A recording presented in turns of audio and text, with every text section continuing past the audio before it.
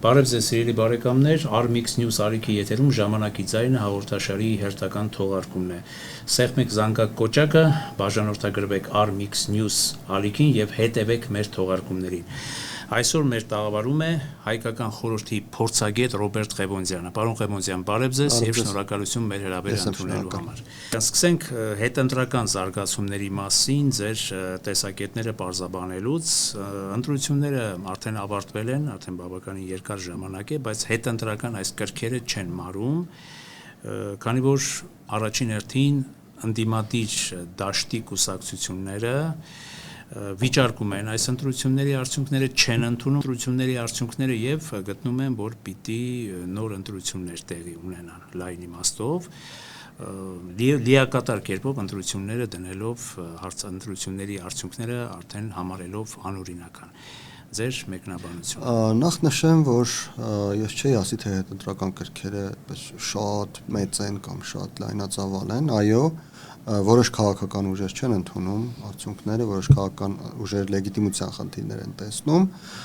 բայց այդ լեգիտիմության խնդիրները կապված են կոնկրետ մեկ իրադարձության հետ, դա այդ 3 ընտրատաղամասերում արդյունքների զրոյացումն է, որի արդյունքում փաստացի Բարգավաճ Հայաստանը չկարողացավ հաղթահարել անցողիկ շեմը,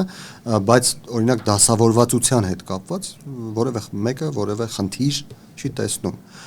Եվ իսկապես այս առումով, գլոբալ առումով ընտրությունների օրինականությունը իր հերթին, բայց նաև լեգիտիմությունը այն ինչ ցանկանում էր ժողովուրդը որպեսզի լիներ, կասկածի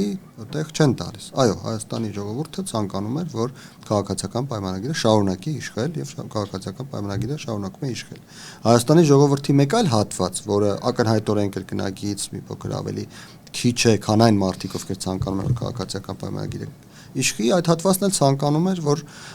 ռուսական շահերը սպասարկող երկու քաղաքական ուժերը, Հայաստան եւ Ուժեղ Հայաստան դաշինքները լինեն ազգային ժողովում, Հայաստան եւ Ուժեղ Հայաստան դաշինքները ազգային ժողովում են, այսինքն նրանց ցանկությունն էլ իրականություն է դարձել։ Ինչը նշանակում է, որ գլոբալ առումով լեգիտիմության խնդիր չունենք, բայց կա խնդիր կապված Բարգավաճ Հայաստանի հետ, որովհետև նույն տրամաբանության համաձայն Հայաստանում 4% եւ չգիտեմ 1 ձայն գուցե ավելի կան մարդիկ, ովքեր պատրաստ էին գնալ ընտրատեղամաս իրենց ձայնը տալ, որպեսզի Բարգավաճ Հայաստանը լինի ազգային ժողովում, բայց տեղի ունեցած իրադարձությունների արդյունքում, հայտնի իրադարձությունների արդյունքում այս ցանկությունը իրականություն չի դարձել։ Այսինքն այստեղ խնդիր կա եւ այս խնդիրը ինչ որ լուծում պահանջում է։ Եթե Սահմանադրական դատարանը կորոշի, որ ես նշեցի քաղաքական խնդիրը, իրավական առումով 3 ընտրատեղամասերում զրոյացնելը եւ վերաքվեարկություն չնշանակելը գուցե խնդիր է, դա իրավաբանները պետք է որոշեն, եւ եթե սրա հիմքով Սահմանադրական դատարանը կորոշի, որ պետք է լինի նոր ընտրություն, ապա կարծում եմ այստեղ եւս լեգիտիմության խնդիր, նոր ընտրությունների լեգիտիմության խնդիր կամ նույն տրամաբանությամբ օրինականության խնդիր էլ մենք չենք ունենա։ Ես օրինակ կգտնեմ, որ լեգիտիմ են եւ օրինական են նոր ընտրություններ անցկացնելու Սահմանադրական դատարանի որոշումը, առավել եւս եթե որոշում լինի Սահմանադրական դատարանի, դա ինքնին արդեն օրինականացնում է որոշումը եւ այդ ընտրությունների արդյունքները արդեն հուսով եմ, որ կլինեն վերջնական արտացոլումը ժողովրդի ցանկության։ Քաղաքական առումով ինչ կլինի, եթե նոր ընտրություններ լինեն, ես նշեմ, որ այս դեպքում իմ կանխատեսմամբ շահող կլինեն 2 քաղաքական ուժեր, մեկը քաղաքացիական պայմանագիրը, որը կստանա ամենայն հավանականությամբ ավելի շատ աջակցություն կան ստացել այս ընտրությունների արդյունքում, հիմա կնշեմ ինչու, եւ Բարգավաճ Հայաստանը, որը ամենայն հավանականությամբ կլինի ազգային ժողովում ամեն դեպքում, այսինքն կարողանա 4%-ը հաղթահարել, ինչու, որովհետեւ ակնհայտ է, որ Հայաստանում կա մարդկանց 4% եւ ավելի, որը գնում է ընտրատեղամաս եւ քվեարկում է Բարգավաճ Հայաստանի համար։ Նրանք նորից կգնան կքվեարկեն եւ Բարգավաճ Հայաստանը այս անգամ հուսով ենք, որ ընտրախախտումներ չեն լինի, ինչպես եղել էին այդ 3 ընտրատեղամասերում, եւ Բարգավաճ Հայաստանը կհայտնվի ազգային ժողովում։ Իսկ քաղաքացիական պայմանագրի ավելի լավ արդյունք գրանցելու պատճառը հետեւյալն է։ Մենք գիտենք, որ այս ընտրությունները անցել են աննախադեպ մի քանի ազդեցությունների շրջանակներում։ Առաջինը դա արտերկրից Հայաստան բերված Հայաստանի Հանրապետության քաղաքացիներն են, անընդհատ մենք տեսնում էինք տարբեր դերակատարներ Ռուսաստանում հայտարարություններ էին տարածում, գովազդում էին, որ եկեք, ձեզ ուղարկենք Հայաստան, գնացեք ընտրություններին մասնակցեք եւ այլն։ Նոր ընտրությունների պարագայում, որոնք արտահերթի նման են լինելու, կարճ ժամկետ է լինելու, այսինքն ամեն ինչ զրույց չի սկսվում, այս դեպքում շատ ավելի դժվար կլինի նորից նրանց կազմակերպել եւ Հայաստան բերել, նույնիսկ եթե բերեն այդքան շատ չեն լինի ծավալով, ինչը նշանակում է որ մասնակցությունը այդքան բարձր չի լինելու, իսկ ավելի ցածր մասնակցության դեպքում առավել եւս որ այդ մասնակիցների մի մեծ մասը հենց եկել էին Հայաստան ընտրելու Ռուսաստանի կողմից աջակցություն ստացող քաղաքական ուժերին, այս դեպքում նույն ձայների դեպքում նույն 727 կամ 726,000 մի քանի 100 ձայնի դեպքում ուղղակի տոկոսը ավելի բարձր կլինի քաղաքացիական պայմանագրի։ Ձեր կարծիքով մոտավոր հաշվարկով երևի թե մոտավորապես որքան մարդ է եկել Հայաստան արտերկրից ընտրությունների մասնակցելու համար։ Գիտեք, նման վիճակագրություն չկա, թիվ չի հայտարարվում, բայց ես տեսել եմ Զվարթնոց օդանավակայանի հաղորդագրությունը, որ հունիսի առաջին շաբաթում 38%-ով ավելի մարդ է Հայաստան եկել, քան նախորդ տարի հունիսի առաջին շաբաթում, իսկ ամբողջ մայիս ամսին 20%-ով ավելի մարդ է Հայաստան եկել, քան նախորդ տարվա մայիս ամսին։ Կարելի է ենթադրել, որ նրանց մի ստվար հատվածը եկել են հենց ընտրություններին մասնակցելու եւ այդ մասնակցությունը որոշակի արդյունքի վրա որոշակի ազդել է։ Գիտեք, հարաբերակցության վրա դա չի ազդել, այսինքն այն, որ քաղաքացիական պայմանագիրը առաջին տեղում է, ուժեղ Հայաստանը երկրորդ տեղում է, դրա վրա դա չի ազդել։ Չի ազդել ոչ միայն իր քանակական բնորոշումներով, այլ չի ազդել նաև մեկ այլ պատճառով։ Այդ պատճառն այն է, որ Հայաստանի Հանրապետությունում ապրող քաղաքացիներ, մարդիկ, ովքեր գուցե համակրանք այդպես ինչ-որ բացառիկ համակրանք քաղաքացիական պայմանագրի եւ Նիկոլ Փաշինյանի նկատմամբ չունեին, բայց այդ մարդիկ էլ ավելի չեն համակրում Ռուսաստանի եւ Ռուսաստանի գործողությունները Հայաստանի Հանրապետությունում։ Եվ երբ նրանք տեսել են, կլինեն վստահաբար մարդիկ, որ տեսել են, որ Ռուսաստանից մարդիկ գալիս են այստեղ քվեարկեն գնան եւ նույնիսկ մարդիկ կան, որ հայտարարում են, թե մենք մեր երեխաներին փախցնենք, ձեր հետ ինչ կլինի մեզ չի հետաքրքրում, նրանք անձնական արժանապատվության զգացումից վեր են կացել, գնացել են ընտրատեղամաս եւ քվեարկել են։ Այսինքն այս մարդկանց հոսքը բերել է նաև որոշակի էֆեկտի Հայաստանի Հանրապետության տարածքում մասնակցության ավելացման։ Ինչը նշանակում է, որ ամեն դեպքում հարաբերակցության վրա այդ մարդկանց գալը չի ազդել, բայց ազդել է բացարձակ թվերի վրա։ Այսինքն այդ մարդիկ եկել են քվեարկել են եւ 340,000 ինչ որ քանակի քվեաթերթիկ եղել է ուժեղ Հայաստանի օգտին։ Նոր ընտրությունների արդյունքում այդքան չի լինի քանակը 340,000 ինչ որ քանակ չի լինի, ավելի քիչ կլինի, որովհետև այդ մարդկանց բերելը այդքան հեշտ չի լինի, շատ ավելի դժվար կլինի, ավելի քիչ մարդ կարողանան բերել։ Դա առաջինն է, երկրորդ պատճառը շատ են հաղորդագրությունները կաշառքի վերաբերյալ, գիտենք ընտրակաշառքի վերաբերյալ քրեական գործեր կան հարուցված, բազմաթիվ դեպքեր կան, ընդ որում ոչ մի հաղորդագրություն նույնիսկ ընդդիմադիրների կողմից հայտարարված չկան, որ ընտրակաշառք է բաժանել իշխող քաղաքական ուժը։ Ինչը նշանակում է նոր ընտրությունների դեպքում նորից նույն տրամաբանությամբ, քանի որ ժամանակը քիչ է, կազմակերպչական աշխատանքները բավական բարդ է իրականացնել, եթե նույնիսկ բաժանվի նորից ընտրակաշառք, ավելի քիչ է բաժանվելու, ավելի դժվար է լինելու դրա բաժանելը, եւ դրա հետևանքով էլ կրկին այս Ռուսաստանի կողմից աջակցություն ստացող քաղաքական ուժերը ավելի քիչ ձայներ են հավաքելու։ Ինչպես ասացի սկզբում, այսպես ամփոփելով այս հատվածը, ակնհայտ է, որ այստեղ քաղաքացիական պայմանագրի տոկոսները ավելանալու են, Բարգավաճ Հայաստանից 4% եւ ավելին ստանալու է, ուժեղ Հայաստանի տոկոսները նվազելու են, իսկ Հայաստան Դաշինքինը գուցե հարաբերականորեն նույնը մնան, գուցե մի փոքր ավելի, մի փոքր պակաս, բայց եկեք հաշվի առնենք նաեւ եւս մեկ հանգամանք, որը կարող է տեղի ունենալ, հնարավոր է, որ նոր ընտրությունների դեպքում այն քրեական գործերը, որոնք արդեն սկսվել են անդիմադիր լիդերների նկատմամբ, դրանք որոշակի փուլի հասնեն եւ օրինակ ձերբակալվի, օրինակ Ռոբերտ Քոչարյանը։ Այս դեպքում բնականաբար Քոչարյանի Դաշինքի, Հայաստան Դաշինքի ձայները եւս կնվազեն։ Այնպես որ բոլոր հնարավոր տարբերակները հաշվի առնելով կարելի է ընդհանուր առմամբ եզրակացնել, որ քաղաքացիական պայմանագրի եւ Բարգավաճ Հայաստանը կշահեն, ուժեղ Հայաստանը եւ Հայաստան Դաշինքները, ուժեղ Հայաստանը հստակ կկորցնի, Հայաստան Դաշինքը կամ կկորցնի կամ կմնա նույնը։ Այ ընդդիմադիրները արդեն պնդում են, որ իշխանության կողմից էլ վարչական ռեսուրս է կիրառվել, լուրջ վարչական ռեսուրս, այսինքն ուղղորդել են, ասենք, հստակորեն ինչ որ միտեղ պարտադրել են, ինչ է կարծում։ Գիտեք, այո, նման որոշակի փաստեր կան եւ նման հայտարարություններ չեն, ընդ որում ոչ միայն ընդդիմադիրների կողմից, նաեւ անկախ ուրեմն փորձագիտական կենտրոնների կողմից, բայց գիտեք, մի կարևոր բան պետք է հաշվի առնել, ընդ որում դա ճիշտ է նաեւ ընդդիմադիրների դեպքում, բայց իշխանության դեպքում եւս, որ պարտադիր չէ, որ նման երևույթները, թե ընտրակաշառքը, թե վարչական ռեսուրսի օգտագործումը լինեն համակարգված։ Դրանք կարող են լինել տեղային գործողությունների արդյունք, այսինքն Բնական է, որ քաղաքական ուժը կանչում է իր տարածքային պատասխանատուներին եւ հայտարարում է, որ ձեզնից սպասում ենք ասկան ձայն։ Քաղաքական ուժը կարող է ասել կամ կարող է չասել, որ այդքան ձայնը բերելու համար օգտագործեք այս մեխանիզմը կամ մյուս մեխանիզմը, եւ այդ պատասխանատուն ելնելով իր քաղաքացիական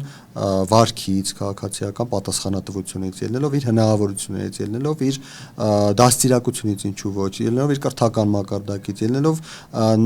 այն պատասխանատվությունից, որը ինքը զգում է իր քաղաքական ուժի նկատմամբ եւ զգում է հասարակության նկատմամբ այդ պատասխանատվությունների հարաբերակցությունից, որոշում է թե ինչ միջոցներով նա ապահովի այդ ուրեմն պահանջվող ձայների քանակը։ Եվ այդ միջոցների մեջ նա կարող է խտրականություն դնել, կարող է չդնել, կարող է ինչ-որ մեկը կաշառքի միջոցով դա անել, կարող է ինչ-որ մեկը վարչական ռեսուրս օգտագործել, եթե դա իրեն հասանելի է։ Մի ուրիշն էլ կարող է բացարձակապես ժողովրդավարական մեթոդներով համոզելու եւ այլնի միջոցով այդ ամենը անել։ Իրավապահ մարմինների գործառույթն է ուղիղ, որ կանխեն այն միջոցները, որոնք անօրինական են եւ թույլ տան օգտագործել այն միջոցները, որոնք օրինական են եւ աշխատում են։ Բայց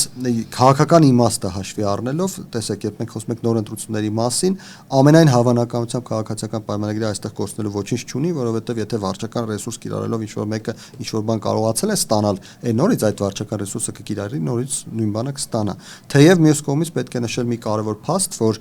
իշխանությունը ինքն էր անընդհատ ժողովրդին համոզում, թե գնացեք գումարը վերցրեք, բայց ընտրեք ուրիշի, կամ մի վերցրեք, կամ եթե վերցնում եք, գնացեք ընտրեք նրան, ում ցանկանում եք։ Եվ նույն տրամաբանությունը կարող է գործել վարչական ռեսուրսի դեպքում։ Կարող է աշխատակից, այո, աշխատակիցը կարող է գալ,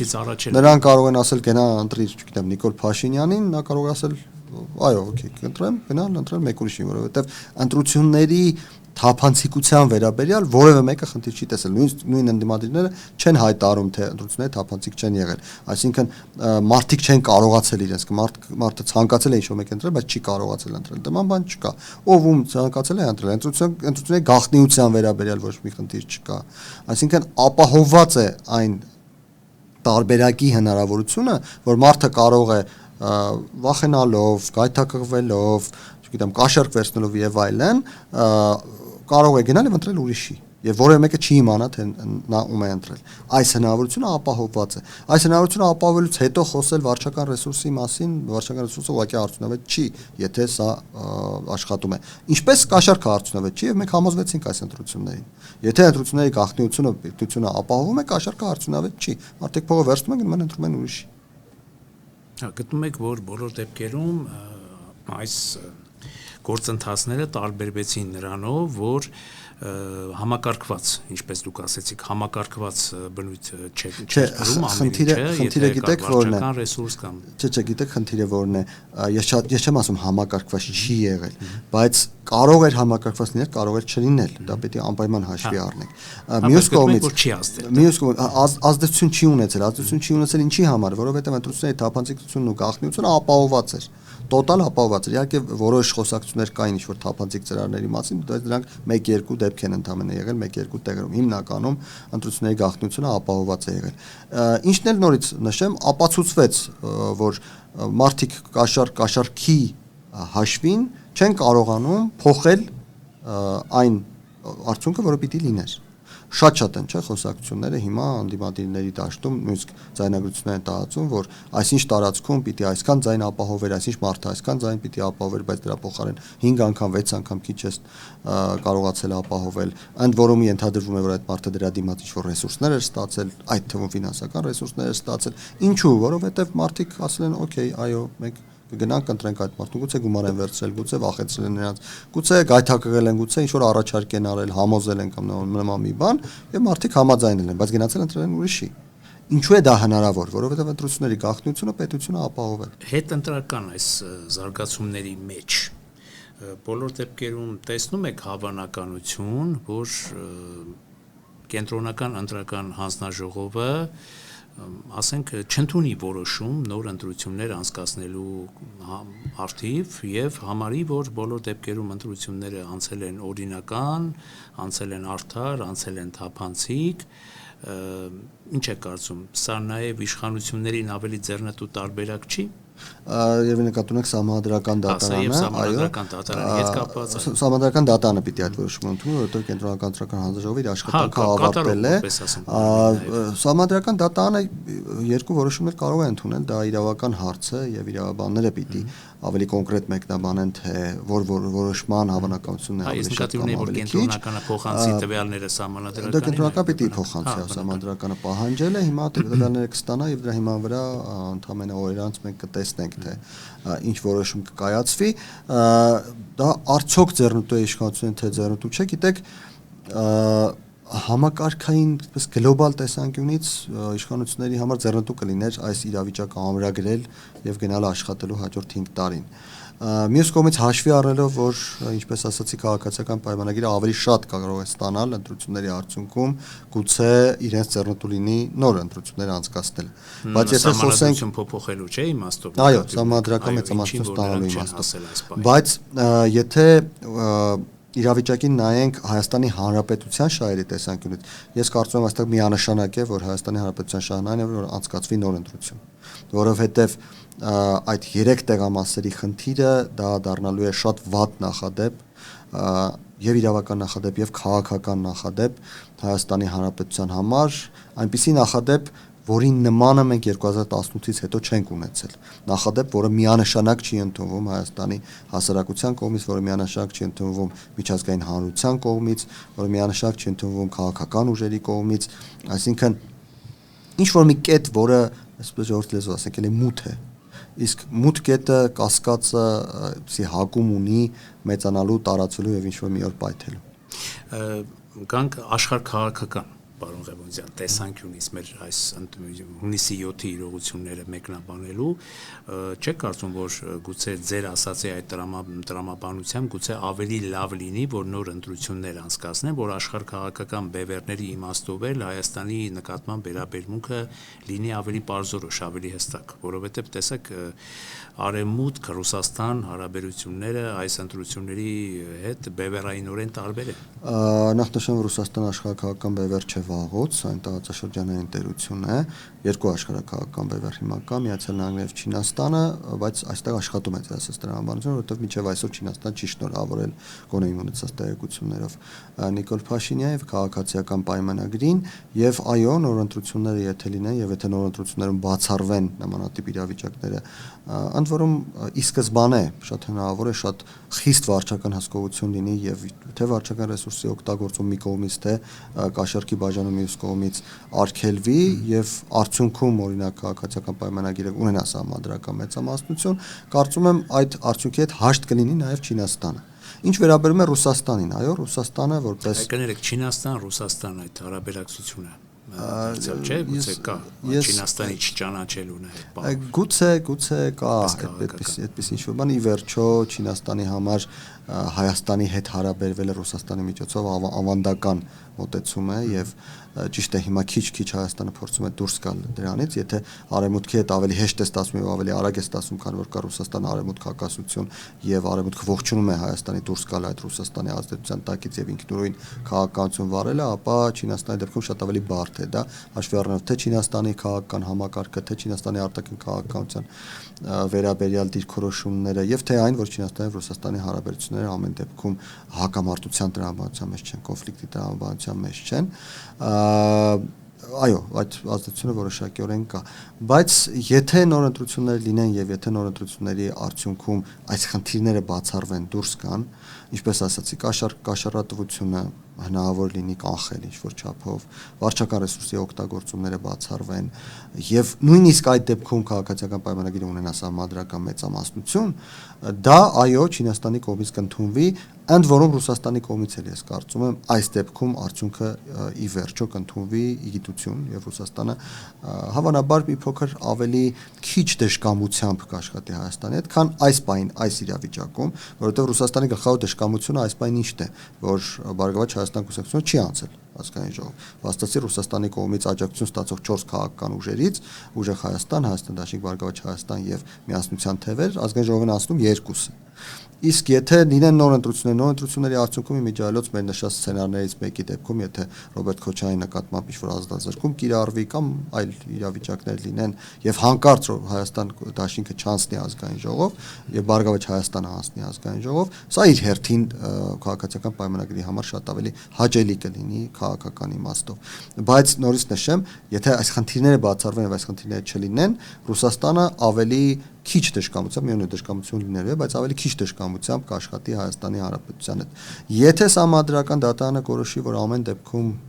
հիմքեր չկան, բավարար հիմքեր չկան նոր ընտրություններ անցկացնելու եւ այս ազգային ժողովը պիտի գործի, Ռուսաստանը միևնույն է ստիպված է լինելու աշխատել։ Հայաստանը ստիպված է լինելու աշխատել Փաշինյանի հետ, Պուտինը շնորհավորելու է Փաշինյանին, այդտեղ երկրորդ կարծիք լինել չի կարող, թե ինչ ձևաչափով դա արդեն կարևոր չէ։ Բայց շարունակվելու է ճգնաժամի խորացումը, գուցե այդ ճգնաժամը որոշակիորեն այդպես շղարշվի, երբ Պուտինը շնորհավորի, Ռուսաստանը փորձի մեղմել այն պատժամիջոցները, որոնք կիրառել է Հայաստանի Հանրապետության նկատմամբ, բայց չի վերանա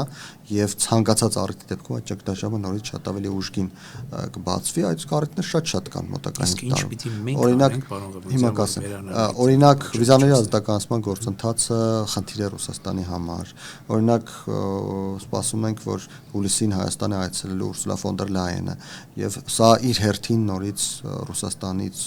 եկող աղաղակի աղմուկի առիթ է լինելու եւ բազմաթիվ նմանատիպ առիթներ լինելու են։ Ինչ պետք է անի Հայաստանը։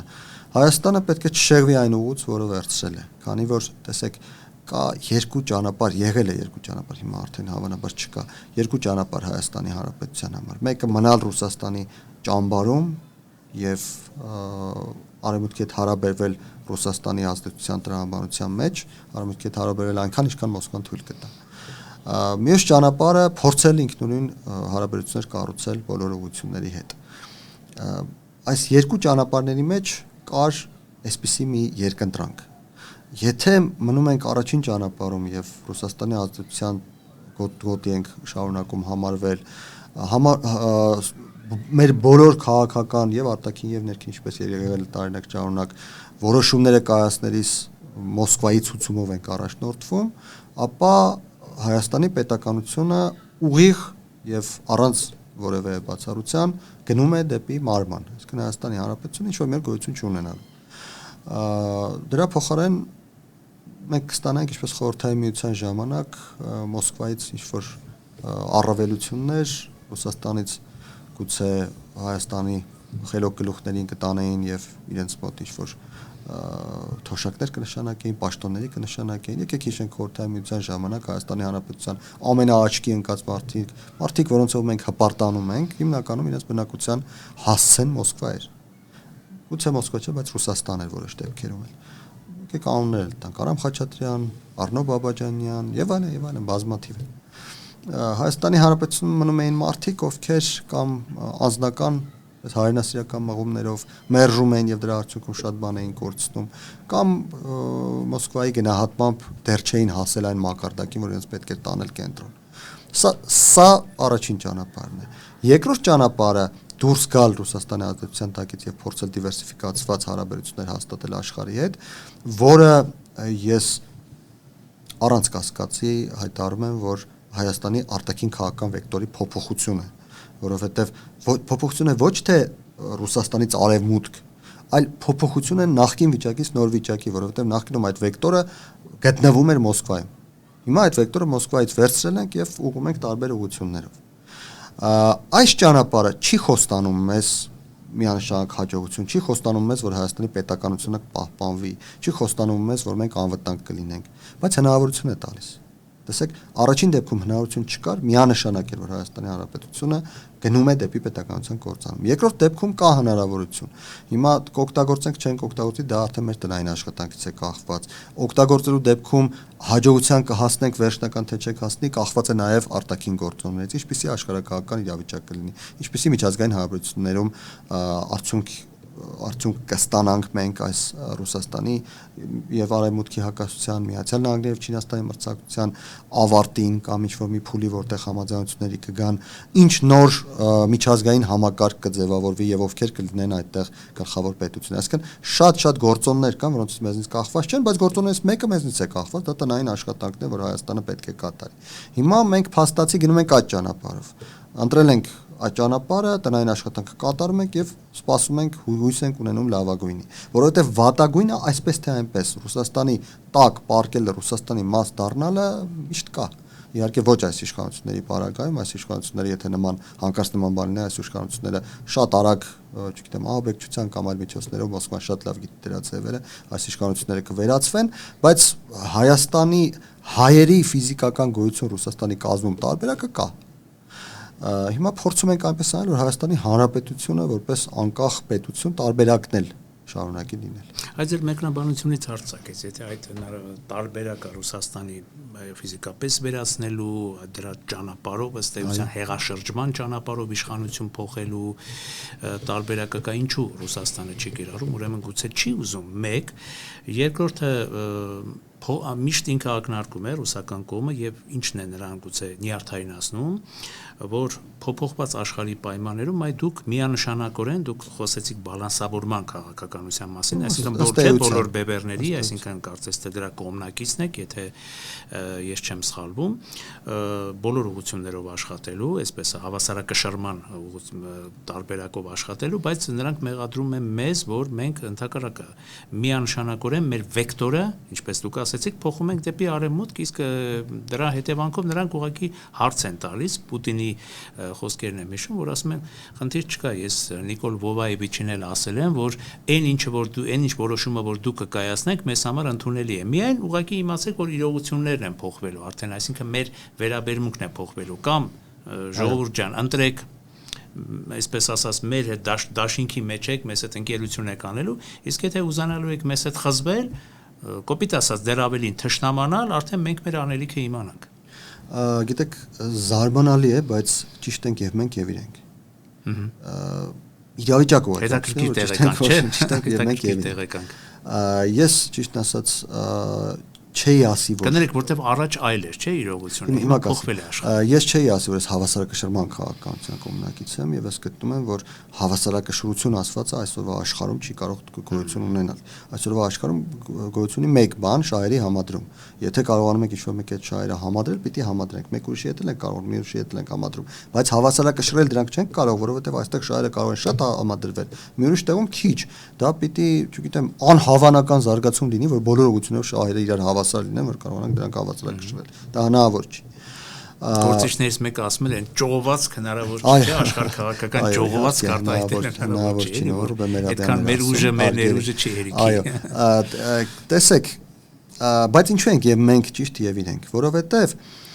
մենք հիմա ոչ թե վեկտորը վերցնում ենք տանում ենք ուրիշ տեղ, այլ այդ վեկտորը բերել ենք Երևան։ Եվ սա Ռուսաստանի համար ակնհայտորեն վեկտորը տանել է, բայց ոչ դեպի արևմուտք։ Վեկտորը իրենցից տանել է։ Իսկ ինչու է այդպես եղել։ Այդպես եղել է մեկ պարզ պատճառով, որ եթե մենք այդպես փորձենք կշռել Հայաստանի հարաբերությունները տարբեր կենտրոնների հետ, ուրեմն տարբերությունը այնքան մեծ էր, որ այսպես շատ այդպես պատկերացնելու համար ենթադրենք 100,000 կամ 1 միլիոն տոննա մեր կշիռը Ռուսաստանի հետ էր, 1 կիլոգրամ, չգիտեմ, Չինաստանի հետ էր, 1 կիլոգրամ արաբական աշխարհի հետ էր, 1 կիլոգրամ Միացյալ Նահանգների հետ էր։ Այսինքն այն, որ մենք այդ վեկտորը վերցրել ենք, բերել ենք եւ փորձում ենք մյուսների հետ ավելացնենք, ինքը ըստ էության հավասարակշռում է, բայց ինչու է այնպիսի տպավորություն, որ մենք այնտեղից վերցնենք տալիս ենք մյուսներին, որովհետեւ հավասարակշռել կարող ենք, եթե դրանք լինեն մոտավորապես իրար մոտ։ Մի փոքր այնտեղ ավելացնենք, փոքր շատ այստեղ ավելացնենք, բայց այնտեղ ավելացնելու տեղ չկա։ Այդ 1 միլիոն տոննայի մեջ մենք ինչ ավելացնենք, եթե մենք պիտի 1 կիլոգրամը բերենք, հավասարեցնենք մյուսներին։ Այնտեղ պիտի պակասեցնենք, որ մյուսներն էլ բարձրացնենք, կան հավասարվեն իրար։ Հասկանում եք, մի փոքր պատկերավոր ես ասացի, որ ավելի հասկանալի լինի։ Խնդիրը նրա մեջ է, որ մենք ամեն ինչ էինք տվել Ռուսաստանին։ եւ ոչինչ էինք տվել մյուս կողմերին, որպեսզի հնարավոր լինի հավասարակշռել, մենք ստիպված այնտեղ էլ ոչինչ չենք տալիս, հիմա էլ այստեղ ենք բաժանում տարբեր բաներ։ Եվ դրա արդյունքում ստացվում է, որ մենք ճիշտ ենք, որ հավասարակշռում ենք, Ռուսաստանն էլ ճիշտ է, որ իրենց ոչինչ չենք տալիս, մյուսներին տալիս ենք։ Բայց դրա միակ տարբերակն է դա, եւ դրա պատճառն այն է, որ նախկինում ամեն ինչ Ռուսաստանի տակ էր։ Գտնում եք ամեն ինչ, բայց ոմանք ասում են, որ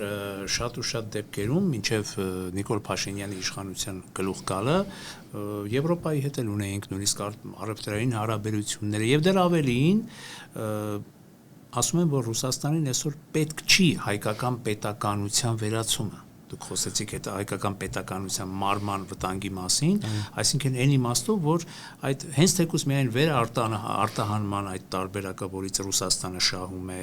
եւ այլ նաեւ տնտեսական, այսպես հումանիտար կապերի պահը եւ եվրոպական աշխարհի հետ, արևմուտքի եւ նաեւ այլ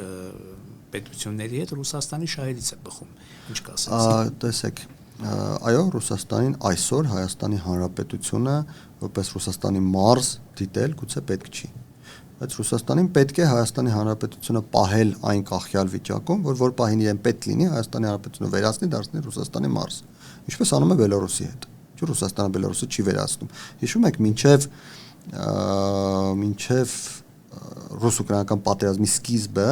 բավական ակտիվ խոսակցություն էին գնում այն մասին, որ Ռուսաստանը եւ Բելարուսը կարող են դառնալ դաշնային պետություն։ Մեկ դաշնային պետություն։ Միութենական պետություն։ Չէ,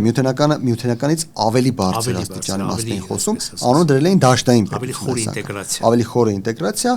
ընդ որում խոսակցություն էր գնում, որ Ռուսաստանը եւ Բելարուսը կարող են ունենալ միասնական դումա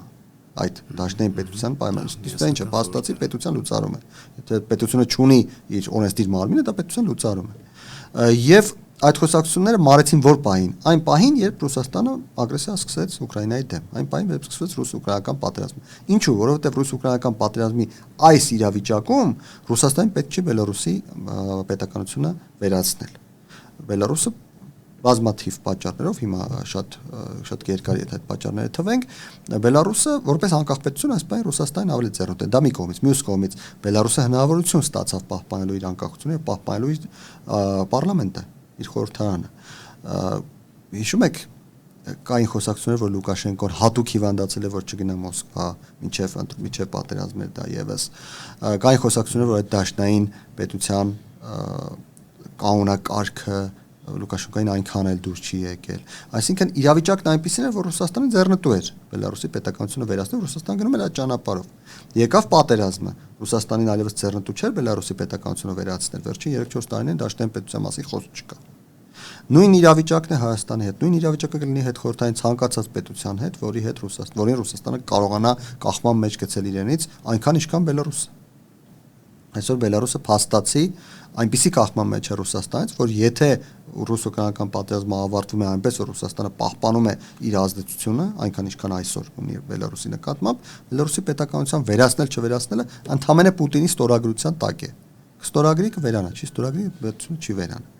Տեսեք, այն մարդիկ, ովքեր ասում են, թե այսօր Ռուսաստանին ձեռնտու չէ, նրանք ակնհայտ մանիպուլացնում են։ Այսօր ձեռնտու չէ, վաղը ձեռնտու կլինի։ Ինչու ենք մենք մեզ դնում այնպիսի իրավիճակում, որ սպասենք Ռուսաստանի համար ձեռնտու լինել չլինելու։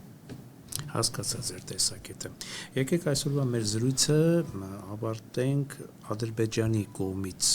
ձեռնարկվող վերջին գործողությունների ձեր մեկնաբանությամբ, քանի որ որքան էլ որ որոշակի շրջանակներ ասում են, որ արդեն խաղաղությունը մոտ է, հաստատված է, կարելի ասել, եւ արդեն բոլորովին նոր քաղաքական, արտաքին քաղաքական իրավիճակ է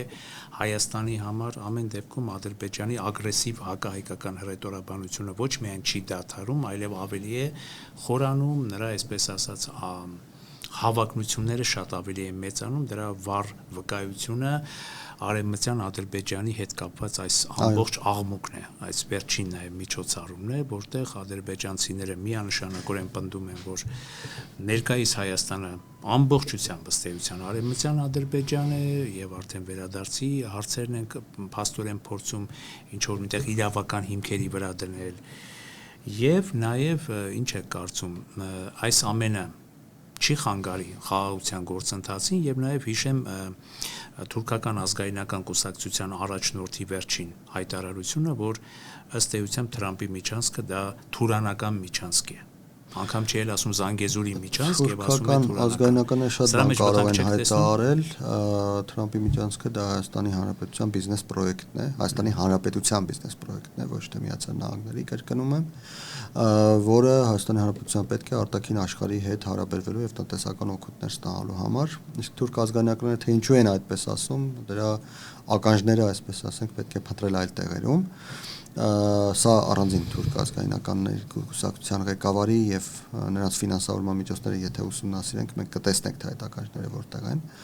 Ինչ վերաբերում է Ադրբեջանի կողմից կազմակերպված այդ միջոցառմանը, ակնհայտորեն դա խաղաղության օրակարգի հետ չհամընկնող միջոցառում է եւ այստեղ Ադրբեջանը նորից որոշակիորեն շեղվում է այն պայմանավորվածություններից, որոնք կան Հայաստանի Հանրապետության եւ Ադրբեջանի միջեւ, բայց պետք է հաշվի առնել նաեւ, որ Ադրբեջանը այդպիսի պետություն է։ Ադրբեջանը պետություն է, որը պատրաստվում է բոլոր սցենարներին։ Ի վերջո կարող է, չէ, Հայաստանում իշխանությունը փոխվել։ Կարող է Հայաստանում իշխանության գալ ինչ-որ մեկը, որը կսպասարկի Ռուսաստանի քաղաքականությունը։ Իսկ որն է Ռուսաստանի քաղաքականությունը, կոնֆլիկտ հրահրել պետությունների միջև եւ կառավարել այդ կոնֆլիկտի միջոցով այդ պետությունները։ Ինչպես արել է Ռուսաստանը դարեր շարունակ ոչ միայն Կովկասում, իր բոլոր գաղութներում Ռուսաստանը նման քաղաքականություն, որը ոչ միայն Ռուսաստան, բոլոր կայսրությունները կարելի է ասել պատմության մեջ կոնֆլիկտի միջոցով կառավարել են այլ պետություններ։ Կարող է այդպիսի բաներ, կարող է Հայաստանում իշխանության գալ այնպիսի մի ուրեմն քաղաքական ուժ, որը կփոխի ամբողջությամբ տրամաբանությունը, խաղաղության գործընթացը կասեցնի եւ սկսի պահանջել Ղարաբաղ, սկսի պահանջել Նախիջևան եւ այլն։ Ինչին նրանք կհակադրեն Արևմտյան Ադրբեջանը, ինչին նրանք փորձեն ուժով դիմադրել եւ այլն։ Սա Ադրբեջանի արտաքին քաղաքականության դրսևորումներից մեկն է, որին մենք պետք է պատրաստ լինենք։ Միգուցե պետք չէր կներեք ձեզ ընդհատելու համար, միգուցե պետք չէր այդքան զիջողականության գնալ, այսինքն այդ բոլոր Ադրբեջանի դեմ ուղղված այդ հայցերը հետ կանչելը միջազգային Նախնշեմ, որ որևէ հայց հետ չի կանչվել դեռևս միջազգային ատյաններից, խաղաղության պայմանագիրը պետք է ստորագրվի, որ հետ կանչվի, դեռ չստորագրվել, չի կանչվել։ Ներողություն։ Երկրորդ Հայաստանը զիջումների գնացել է Ղարաբաղի, Լեռնային Ղարաբաղի հարցում։ Հայաստանի Հանրապետության հարցում Հայաստանը որևէ զիջման չի գնացել։ Հայաստանի Հանրապետության հարցում, Հայաստանի 29743 քառակուսի կիլոմետրի հարցում Հայաստանը ընդհակառակ, Հայաստանի այս իշխանությունները ոչ մի թիզական են։ Նրանք անընդհատ հայտարարում են, որ մենք ոչինչ դրանից չենք զիջելու երբեք։ Այնպես որ այդտեղ 29743 քառակուսի կիլոմետրից, ընդ որում ես նշեմ, որ իմիջիայլոց բանակցությունների գործընթացում եղել են նաև հավակնություններ Հայաստանի տարածքների նկատմամբ, սկսած այն հատվածից, որ օկուպացրել են ադրբեջանցիները Ջերմուկի Վարդենիսի շրջաններում, վերջացրած օրինակ հատվածներ կան օկուպացված դեռևս 90-ականների Տավուշում, Նախիջևանի եւ Հայաստանի սահմանը եւ այլն։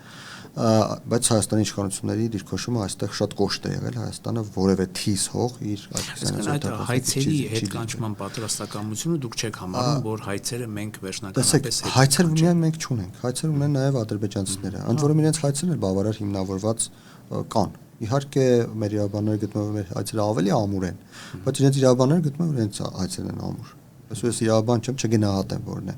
ավելի ամուր։ Հայցերի հետ կանչումը միասնական գործընթաց է Հայաստանը եւ Ադրբեջանը միասին պիտի հետ կանչեն այդ հայցերը, եթե հետ կանչեն, եթե խաղաղության համաձայնագիրը ստորագրվի։ Այնպես պատրաստակամություն կա։ Ես այդտեղ զիջում չեմ տեսնում, դա պատրաստակամություն կա նաեւ մյուս կողմից։ Հայաստանը զիջել է Լեռնային Ղարաբաղի հարցում, այո, զիջել է, որովհետեւ պատերազմը պարտվել է, զիջել է, որովհետեւ իրավիճակն այնպեսին է, որ մենք այդ հարցում չունեինք ոչ մի աջակից։ Չկար աջակից ամբողջ աշխարհում։ Հայաստանի Հանրապետության հարցում Հայաստանը ունի աջակիցներ եւ քաղաքակիրթ աշխարհը Հայաստանի Հանրապետության աջակիցն է։ Քաղաքակիրթ աշխարհը ասելով նկատի ունեմ առաջին հերթին արևմուտքը, բայց նաև այլ կենտրոնները եւս։ Իրանը, Հնդկաստանը, նույն Չինաստանը բոլորը Հայաստանի Հանրապետության աջակիցներն են եւ երբ Հայաստանի իշխանությունը հայտարարում է, որ 29743 քառակուսի կիլոմետրը մեզ համար կարմիր գիծ է եւ այդտեղից որևէ զիջում չի լինելու, աշխարհը համաձայն է դրա հետ։ Երբ Լեռնային Ղարաբաղի հարցում էր նման համաձայնություններ, աշխարհը գուցե այդպես ամբողջությամբ դեմ չէր գնում, բայց օրինակ պատերազմի ժամանակ մեզ ասում էին կարող եք պահեք։ Մենք չկարողացանք պահենք հաստատի։ Այնպես որ ես զիջումներ որպես այդպեսին չեմ տեսնում։ Ինչ վերաբերում է նրան, որ Ադրբեջանը նման գործողություններ իրականացնում, Ադրբեջանը նման գործողություններ միշտ իրականացնելու է։ Մենք պիտի սովորենք ապրել այդ իրականության պայմաններում։ Մենք պիտի սովորենք ապրել այն պայմաններում, որ ադրբեջանցին կարող է հայտարարել, որ Երևանը կամ Իրևանը, ինչպես ինքն է ասում, դա իր քաղաքն է։ Այսինքն որևէ վտանգ չեք տեսնում։ Չէ, ոչ թե վտանգ չեք տեսնում, վտանգ միշտ կա։ Եթե մի օր ադրբեջանցիները կամ թուրքերը տեսնեն, որ կարող են Հայաստանը վերցնել եւ մարսել, նրանք կվերցնեն եւ կմարսեն։ Մեզ պետք է այնպես անել, որ նրանք չկարողանան Հայաստանը վերցնել, եթե կարողանան վերցնել, չկարողանան մարսել։ Դա նստի շատ թանկ իրենց վրա, դա իրենց համար լինի գլխացավանք եւ մյուս կողմից մենք պետք է կարողանանք այնպես անել, որ Հայաստանի հետ համագործակցելը շահավետ լինի։ Այսինքն, օրինակ, Հայաստանում ասի նավթատար եւ ադրբեջանցիներն իմանան, որ եթե կրակեն Երևանի վրա նավթատարը կփակենք։ Եվ չկրակեն, որպեսզի նավթը անցնի, իրենք այդտեղ գումարներ վաստակեն։ Հայաստանով անցնի ճանապարհ, նրանք կարողանան կապվել Թուրքիայի հետ եւ իմանան, որ եթե կրակեն մեզ վրա կամ փորձեն ինչ-որ հատված օկուպացնել, ճանապարհը կփակենք, Թուրքիա գնալ Հայաստանով չեն կարողանա։ Ստիպված նորից պիտի գնան Վրաստանով կամ Իրանով։ Եվ չկրակեն, որպեսզի կարողանան գնալ կան։ Նույնը վերաբերում է Թուրքիայով։ Թուրքիայի ծավալները այնտեղ մի փոքր ավելի մեծ են։ Չինաստանից Եվրոպա գնացող բեռները գան անցնեն Ադրբեջանով Հայաստանով, Հայաստանը այդտեղ փող աշխատի, հետո մտնեն Թուրքիայով գնան եւ Թուրքիայում իմանան, որ եթե սահմանը փակեն, այդ ապրանքները չեն ասնի, չեն գնա Թուրքիայով, Թուրքիան փող չի աշխատի։ Այսինքն երկու կոմպոնենտ շատ կարևոր։ Առաջին, որ թանկ լինի մեզ հետ կռվելը, որ մեզ հետ իրենք կկրակեն 10 հատ, մի հատ էլ մենք կկրակենք եւ այդ մի հատը մեծ ավերածություններ կպատճառի։ Ճիշտ է, իրենք մեզ կվերացնեն, բայց մենք էլ իրենց մի փոքր հատված է կվերացնենք։ Այսինքն թանկ է դա, չարժի կռվել մեզ հետ։ Եվ երկրորդ շահավետ է մեզ հետ համագործակցել։ Եթե մենք կարողանանք այս երկու կոմպոնենտը համադրել եւ դրա հաշվին հարաբերություններ հաստատել Ադրբեջանի եւ Թուրքիայի հետ, ապա Ադրբեջանը եւ Թուրքիան չեն ցանկանա մեզ հետ կոնֆլիկտի գնալ, կցանկանան մեզ հետ համագործակցել։ Բայց դա չի նշանակում, որ նրանք չեն հայտարարելու, թե Երևանը իրենց քաղաքն է, չի նշանակում, որ մենք չենք հայտարարելու, որ Արևմտյան Հայաստանը մեր պապերի հայրենիքն է, մենք չենք հայտարարելու, որ Արցախը հազարամյակներ եղել է հայկական բնակավայր, հայեր են այնտեղ ապրել, եւ մենք ենք հայտարարելու եւ իրենք են հայտարարելու, բայց հայտարարելով հանդերձ պետք է ապրել։ Շնորհակալություն պարոն Ղևոնդյան, սպասենք ամեն դեպքում դրական զարգացումներին, թե հունիսի 7-ի արդյունքներից հետո, թե նաև արտաքին քաղաքական իրողություններում։ Շնորհակալություն։ Armix News ալիքի եթերում ժամանակի ձայնը հաղորդաշարի հերթական թողարկումներ, մեր տաղավարումն էր հայկական խորհրդի փորձագետ Ռոբերտ Ղևոնդյանը։ Սիրելի բարեկամներ, բաժանորդագրվեք Armix News մեր ալիքին եւ հետևեք մեր թողարկումներին։